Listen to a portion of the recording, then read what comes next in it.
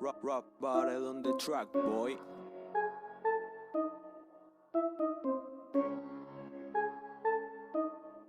Ya, Assalamualaikum warahmatullahi wabarakatuh.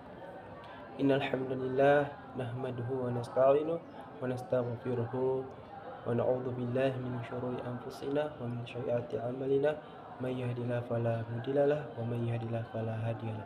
Asyhadu an la ilaha illallah wa asyhadu anna Muhammadan abduhu wa rasuluh. Amma ba'd. Ya, segala puji bagi Allah yang telah memberikan kita kesempatan. Salawat serta salam tanpa pula kita junjungkan kepada Nabi besar Nabi Muhammad SAW.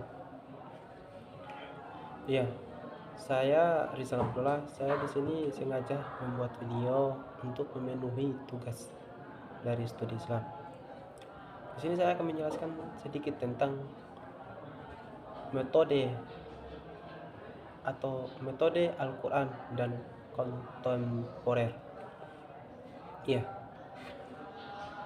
Al-Quran adalah firman Allah yang diturunkan kepada Nabi Muhammad SAW melalui perantara malaikat Jibril dan bernilai ibadah bagi yang membacanya. Jadi, barang siapa yang membaca Al-Quran akan bernilai pahala. Ya. Al-Quran berfungsi sebagai sumber pengetahuan dan petunjuk agar fungsi ideal itu dapat teraplikasikan. Maka Al-Quran harus dipelajari dan diupayakan penafsirannya. Untuk kebutuhan penafsiran diperlukan adanya kerangka dasar yang relevan, yaitu sebagai metode. Jadi, kebenaran sebuah metode dalam penafsiran mutlak diperlukan. Dari Al-Quran itu, kalau kita menafsirkan secara umum atau secara isinya aja, kita mungkin rada-rada nggak paham. Jadi perlu penafsiran, atau metode. Tafsir sastra dan metode untuk menafsir Al-Quran. Salah satu keunikan Al-Quran, di dalam Al-Quran itu ada ayat yang berulang-ulang.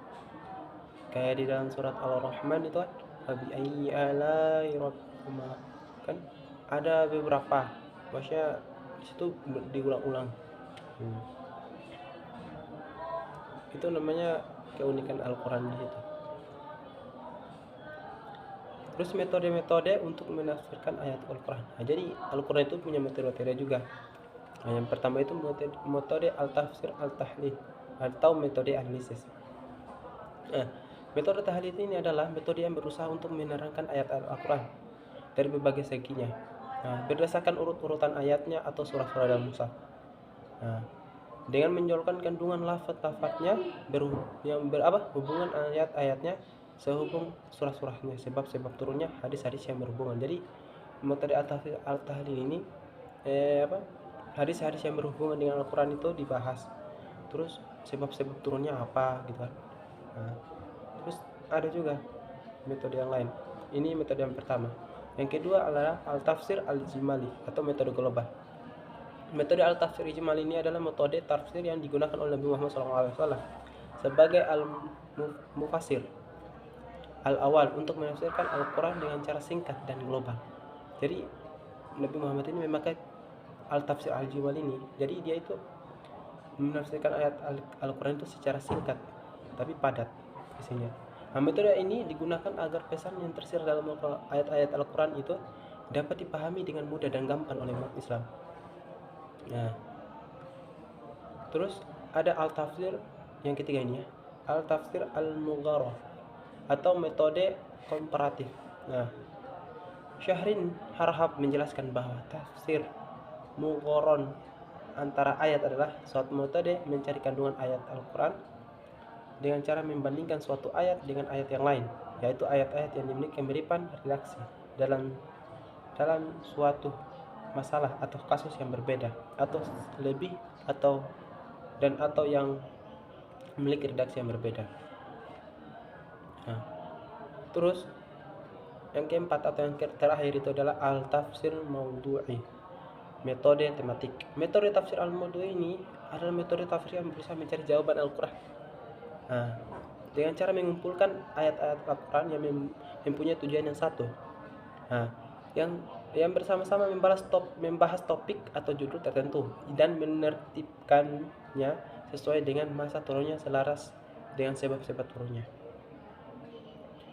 Nah, terus itu tadi adalah metode-metode atau cara-cara atau tafsir-tafsir untuk Al-Quran. Nah, sekarang kita membahas lanjut ke hermeneutik Al-Quran.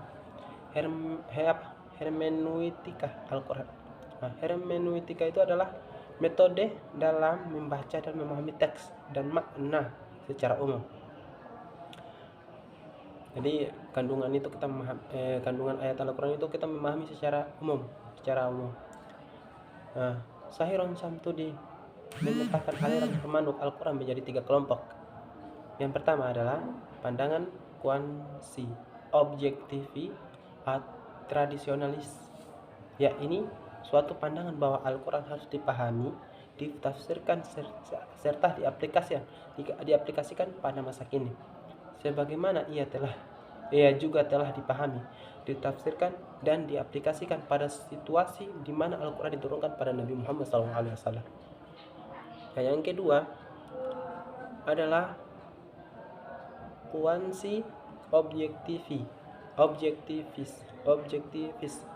modernis. Aliran ini juga memandang pentingnya terhadap original meaning atau makna asal. Namun bagi kelompok ini, makna asal tersebut hanya sebagai pijakan awal untuk melakukan pembacaan terhadap Al-Quran di masa kini. Makna asal literatur Al-Quran tidak lagi aliran yang meyakini langkah penafsiran sepenuhnya merupakan subjektivitas penafsiran. Karena itu setiap generasi berhak menafsirkan Al-Quran sesuai dengan perkembangan ilmu. Nah, mungkin itu dari saya. Lebih dan kurangnya saya mohon maaf, karena di sini saya namanya juga baru belajar. Jadi mohon maaf bila ada salah. Itu sedikit dari saya. Kalau ada yang betul atau yang baik, mohon diambil atau terserah dari kalian. Kalau ada yang buruk, ya dibuang-buang jauh-jauh. Oke, itu dari saya. Assalamualaikum warahmatullahi wabarakatuh.